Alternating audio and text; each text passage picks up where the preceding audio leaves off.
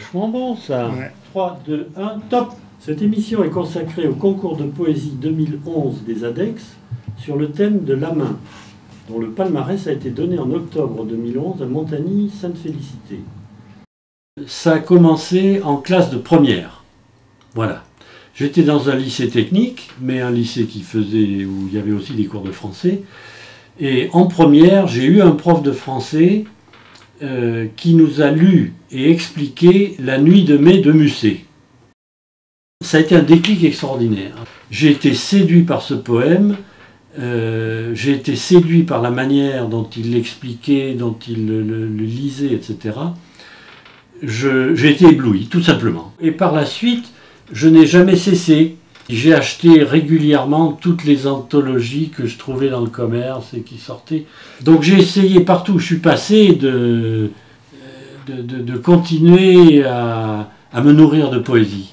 Parce que pour moi c'est une évasion formidable. Je lis un recueil de poésie comme d'autres lisent un roman. Je vais du début à la fin, tu vois, je bois. J'ai une formation qui n'est pas poétique, quoi, qui n'est pas littéraire. Hein. Je suis ingénieur, je suis technicien. Et le secteur industriel dans lequel j'ai travaillé n'a rien à voir avec la poésie. À l'époque, je voyageais énormément. Et je me suis mis à écrire des acrostiches aux hôtesses de l'air.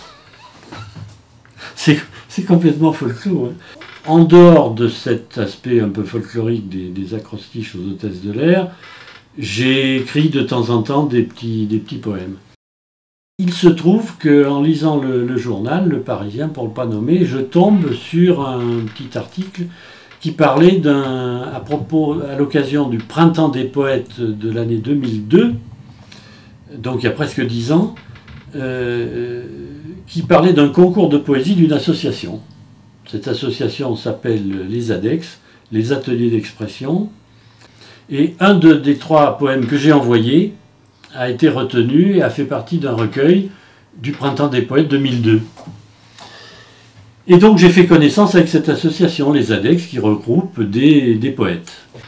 Son président, Jean-Pierre Agnier, au bout de 3 ans, où on se connaissait, m'a demandé si j'avais pas en stock des poèmes. Et je lui ai donné un petit stock.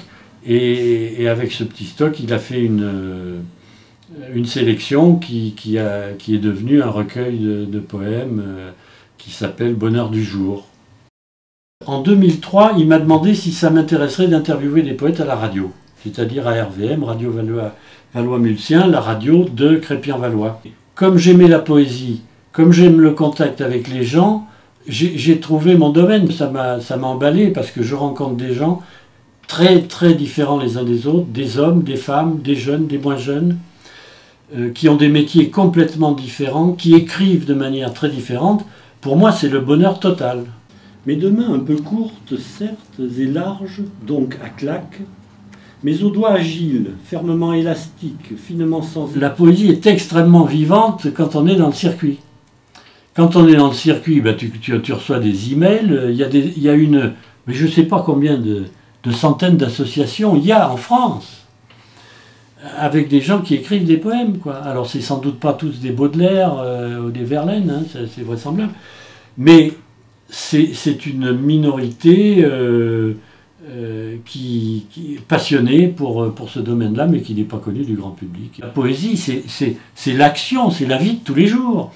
C'est pas lire des trucs, tu vois, à se morfondre, à pleurer sur sa feuille de papier. Il y a des poèmes tristes, mais il y a aussi bien autre chose. Pour moi, un poète, c'est un témoin de son époque. Je vous souhaite une bonne fin de journée et vive la poésie. Quand la lumière est verte, on peut se causer, tu vois. On essaie d'écouter la pièce de texte. Ah oui, c'est vrai, il faut être attentif. Bon alors je me tais.